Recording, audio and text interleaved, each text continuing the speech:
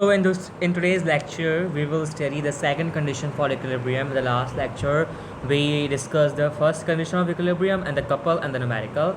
So today's lecture, we're going to solving the second condition of equilibrium and the numericals. So second condition for equilibrium we have. So इसको थोड़ा सा मैं yeah. First condition for equilibrium does not ensure that a body is in equilibrium. अगर आप देखें जाएँ, अगर हम बिल्कुल सही बात करें कि जो हमारी फर्स्ट कंडीशन फॉर इक्विलिब्रियम थी वो ये तो थी कि एक बॉडी रेस्ट पर है, वो रेस्ट पर है, एक बॉडी यूनिफॉर्म मोशन से है, वो यूनिफॉर्म मोशन में है, but it does not shows कि वो परफेक्टली इक्विलिब्रियम में है. The first condition of equilibrium का मेन पॉइंट था ये. This is clear from the following example कि अगर आप एग्जाम्पल लें that consider a body pulled by the two forces F1 and F2 as shown in the figure 4.30a. So you can see अगर हम part A की बात करें of this one, सो ये जो बॉडी है एक F1 फोर्स से और एक F2 फोर्स से अपोजिट फोर्सेस से अनलाइक पैरेलल फोर्सेस से बैलेंस्ड हुई है. The two forces are equal but opposite to each other like unlike parallel forces. Both are acting along the same line because they are parallel forces. Hence the resultant will be zero. Obvious बात है जब दोनों equal opposite है तो हमेशा net force क्या आएगी, zero. So according to the first equilibrium condition of equilibrium the body will be in equilibrium. Body तो आपकी इक्विलिब्रियम में है, बिल्कुल सही बात है. Two equal and opposite forces acting along the same lines make the body in equilibrium. But in the figure 4.30 B part, this one B picture, in this situation the body is not in equilibrium although the first condition of equilibrium for equilibrium is still satisfied. मतलब क्या है इसका, जो आपकी part B वाली picture है इसमें body आपकी इक्विलिब्रियम में नहीं है मगर आपकी फर्स्ट कंडीशन ऑफ इक्विलिब्रियम यहाँ पर स्टिल सेटिस्फाई हो रही है. कैसे हो रही है अब हम देखते हैं. It is because the body has the tendency to rotate. बिल्कुल आप देख सकते हैं एक फोर्स आपकी इस तरफ है और एक फोर्स आपकी इस तरफ है और यहाँ पर एक जो है आपकी एक कपल फॉर्म हो रही है, जैसे हमने कल लास्ट टाइम पढ़ा था एक पिवट पॉइंट से कपल फॉर्म हो रही है. So this couple is able to rotate the body obviously. So this situation demands another condition for equilibrium. So ऐसे सिचुएशन जो कि कपल फॉर्म कर दे by the act of two forces in addition to the first condition of equilibrium. First condition of equilibrium भी उसके साथ उस वक्त अवेलेबल हो. ये नहीं कि सिर्फ second condition of equilibrium valid हो, नहीं.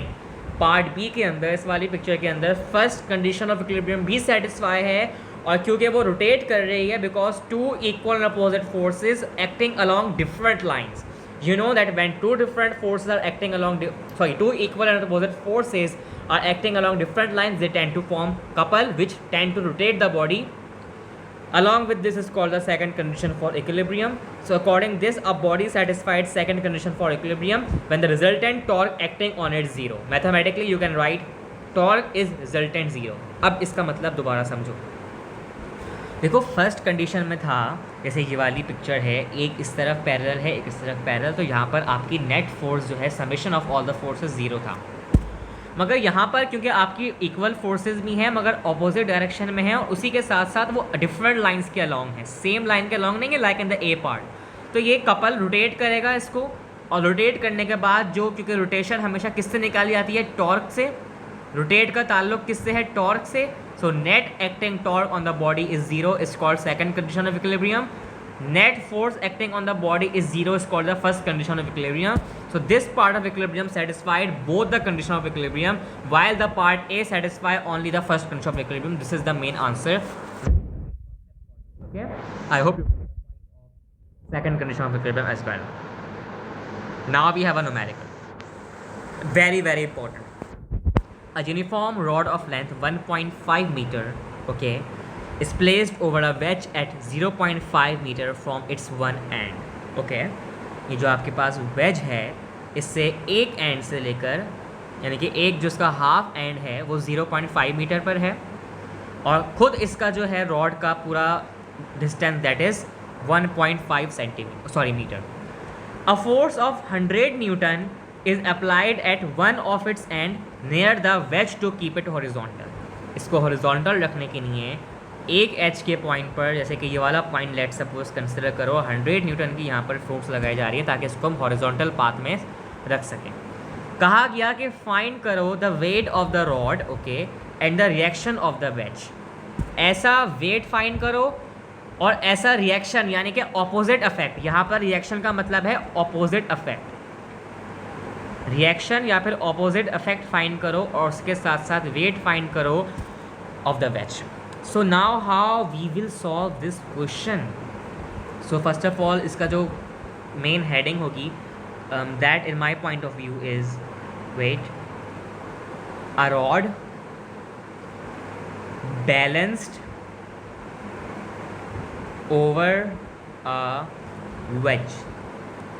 ये जो आपकी रॉड है ये वेज के ज़रिए बैलेंस्ड है. ओके, सो सॉल्यूशन की हेडिंग डालते हैं और इसको बड़े अच्छी तरीके से सॉल्यूशन में लाते हैं, क्योंकि आपके आई थिंक पास्ट पेपर में क्वेश्चन है आई गेस सो इसी तरह का. सो क्योंकि आप कैसे लो में so we must have to solve this. Force हमें दी हुई है 100 न्यूटन. सबसे पहले डाटा बनाते हैं न्यूमेरिकल्स में.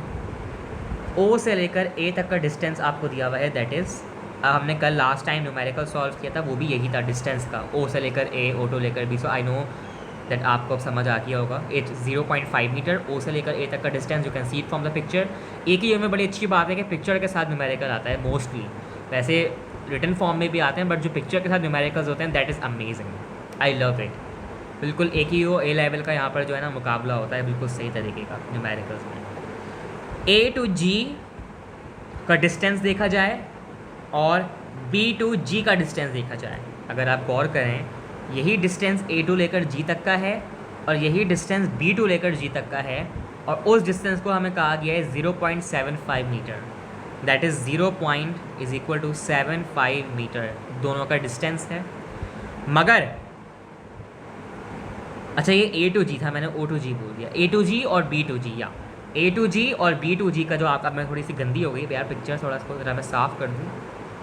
अगर आप देखें ए टू जी और बी टू जी का आपका डिस्टेंस है 0.75 मीटर, और ओ से लेकर जी तक का वो किसके बराबर होगा? ए से लेकर जी के डिस्टेंस में से ए से लेकर ओ के डिस्टेंस को माइनस कर दो तो क्या बचेगा? 0.75 मीटर में से ए जी के यूनिट में से डिस्टेंस में से माइनस कर दो ओ टू ए टू ओ का डिस्टेंस, और ए टू ओ का डिस्टेंस है आपके पास दिया हुआ है आई गेस 0.5 मीटर. 0.5 मीटर, और ज़रूरत भी रहेंगे कैलकुलेशन करने की, यहाँ पर ऑलरेडी दिया हुआ है 0.25 मीटर. सो ये आपके पास आ जाएगा ऑटोमेटिकली 0.25 मीटर. ठीक है, तो ये आपके पास इसका डिस्टेंस आ गया. अब देखो ये यहाँ पर ना समवॉट आपकी ज्योमेट्री मैथ्स की और आपकी मैथमेटिकल एनालिसिस भी बहुत काम आएगी, क्योंकि मैथ्स में इस तरह के क्वेश्चंस बहुत आते हैं अक्सर, और इस टाइप का क्वेश्चन तो मेरे लिहाज से एक बड़े लेवल का क्वेश्चन है, but it is very easy अगर आप थोड़ा यहाँ पर अपना डिस्टेंसेस को याद रखो और फार्मूला को याद रखो. वेट फाइंड करना है मुझे, और मुझे रिएक्शन फाइंड करना है जो वेज ने लगाया था, और वेज का अपना weight. So applying second condition for equilibrium, taking all the torques about zero. यहाँ पर रोटेट करने के लिए सारी टॉर्क्स आपस में क्या होनी चाहिए? ज़ीरो. रोटेट करने की नहीं, या फिर उसको हॉरिजॉन्टल पाथ पे लाने की नहीं है, हॉरिजॉन्टल पाथ पे, क्योंकि क्वेश्चन में दिया हुआ है to keep it in the horizontal path. तो sum of all the torques must be zero. Horizontal path पे जब ही आएगी ना जब सारे टॉर्क्स इसके ऊपर ज़ीरो होंगी. अगर टॉर्क इसके ऊपर ज़ीरो नहीं होगी तो ये रोटेट होती रहेगी ना, ये ways that is rod, sorry rod आपकी रोटेट होती रहेगी. यहाँ पर सेकंड कंडीशन ऑफ इक्विलिब्रियम आ रही है, याद रखना. फर्स्ट कंडीशन ऑफ इक्विलिब्रियम नहीं आ रही, वो बाद में आएगी, मैं दिखाता हूँ कैसे. नेट टॉर्क ज़ीरो होनी चाहिए. उसके लिए क्या होना चाहिए? फोर्स का प्रोडक्ट और ए से लेकर ओ तक का प्रोडक्ट अलग हो, और उसी में ऐड करा दिया जाए R, that is my reaction, और आर को मल्टीप्लाई करा दिया जाए 0 माइनस डब्ल्यू, और 0 माइनस डब्ल्यू को मैं दोबारा मल्टीप्लाई कराऊंगा ओ से लेकर जी तक का, जो 0 के बराबर होना चाहिए. ओ माई गॉड, अबे भाई क्या समझा रहे हो आप? तो ये बोल रहे हो कि भाई क्या समझा रहे हो, मुझे कुछ समझ नहीं आ रहा. देखो दोबारा सुनो, मैंने ये कहा कि जो फोर्स है वो प्रोडक्ट मल्टीप्लाई होनी चाहिए ओ से लेकर ए तक के डिस्टेंस के साथ, उसी में ऐड करा दो आर जो आपकी रिएक्शन वाली टर्म है दिस वन, उसको दोबारा मल्टीप्लाई करा दो 0 minus W. 0 minus W Q मैं बताऊंगा अभी. उसको मल्टीप्लाई करा दो ओ और जी तक के डिस्टेंस के साथ. अब सुनो, फोर्स क्या थी? 100 न्यूटन. चलो भाई ठीक है, ओ से लेकर ए तक का डिस्टेंस क्या था, 0.5 मीटर, ठीक है ना। अच्छा, अब ये 0 माइनस डब्ल्यू मैंने क्यों लिखा, क्योंकि मुझे यहाँ पर इसमें से माइनस कराना था W जो कि इसका वेट था, क्योंकि अगर मैं W को माइनस कराऊंगा तो आगे जाके क्या होगा वो मैं बताऊंगा। और W को मुझे मल्टीप्लाई कराना था O से लेकर G तक के डिस्टेंस को, दैट वाज 0.25 मीटर। एक मिनट, 0.25 मीटर। अच्छा चलो ठीक है, और ये किसके बराबर होना चाहिए, इज इक्वल टू 0। सही है भाई। W मल्टीप्लाई बाय 0.25 मीटर को मैंने एक तरफ रखा, और मैंने 100 यानी कि जो फोर्स थी उसको मैंने मल्टीप्लाई करवा के रखा 0.5 के साथ, जैसे यहाँ पर था, और डिवीज़न में मैं ले आया इसके साथ नीचे। ओके, डिवीज़न में मैं इसके पास अभी लेकर नहीं जाऊँगा, बल्कि इसको 100 टाइम्स 0.5 आपका फोर्स और AO का डिस्टेंस आ गया।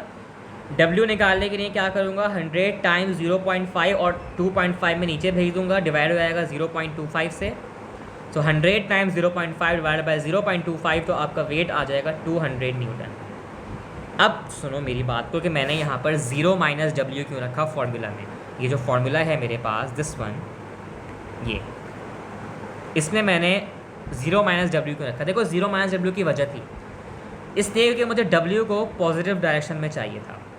अगर W को मैं पॉजिटिव डायरेक्शन में लूँगा तो एक ही तरीका होगा कि मैं W को अलग कर दूँ और मैं उसकी सारी टर्म्स को कांस्टेंट रख के आपस में मल्टीप्लाई डिवाइड करा दूँ, जब भी मेरे पास W पॉजिटिव आएगा। दूसरा ये, अब आपको शायद इसका कॉन्सेप्ट समझ आया कि मैंने 0 माइनस डब्ल्यू क्यों लिखा। देखो W अभी तक आपको यकीन आ रहा है कि भाई 200 न्यूटन आया है, but first condition of equilibrium भी तो वैलिड है यहाँ पे। फोर्स अलॉन्ग इसका y component, force along the y component is equal to must be 0, ठीक है। तो वो कैसे निकाली जाएगी, अब गौर से सुनो। एक तो आपकी रिएक्शन होगी, रिएक्शन में से आपकी फोर्स माइनस कराई जाएगी, और उस फोर्स में से आपका 200 जो वेट था वो माइनस कराया जाएगा, और उस सबको अप्रॉक्सीमेटली इक्वल्स टू 0 रखना पड़ेगा, क्योंकि हमारी कंडीशन यही है, all the forces must be equal to 0। तो यहाँ पर आपकी R minus 100 newton minus 200 newton minus is equal to 0। So R कैसे होगा, 100 को वहाँ पर प्लस कर दो और 200 को भी वहाँ पर प्लस कर दो, तो R is equal to 300 newton. So अब आपको मेरे ख्याल से समझ आया होगा कि रिएक्शन 300 न्यूटन, और W हमने 0 माइनस डब्ल्यू क्यों लिखा, क्योंकि 0 हमने इस वाली टर्म से लिया था, तो इसमें से मैंने वेट को माइनस कराया, और फिर मैंने अलग से 100 को और 0.5 को मल्टीप्लाई करा के डिवाइड बाय 0.25 करा के W निकाला मैंने, और रिएक्शन के लिए मैंने सारी फोर्सेज और वेट्स को आपस में माइनस कराया और इज इक्वल टू 0 रखा, और फिर मैंने उसको उस तरफ राइट साइड पर भेज के माइनस साइन को चेंज करके प्लस में कन्वर्ट करके 200 प्लस 100 को मैंने R is equal to 300 newton के अंदर कन्वर्ट कर दिया। So this is the main point that you have to understand about it. तो इसके ज़रिए हम वाला न्यूमेरिकल सॉल्व कर सकते हैं। देखो इसकी प्रैक्टिस करो, इट इज़ वेरी ईजी, मगर कुछ कॉन्सेप्ट्स लगाने थे, क्योंकि अगर आपको ये फार्मूला याद नहीं होगा कि फोर्स को अगर मैं O से लेकर A तक के डिस्टेंस से मल्टीप्लाई कराऊँ और उसमें मैं फिर R multiply by 0 minus W नहीं कराऊँ, तो आपको कुछ समझ नहीं आएगा। So I hope you got the point right now. So इंशाल्लाह the next lecture we gonna talking about further.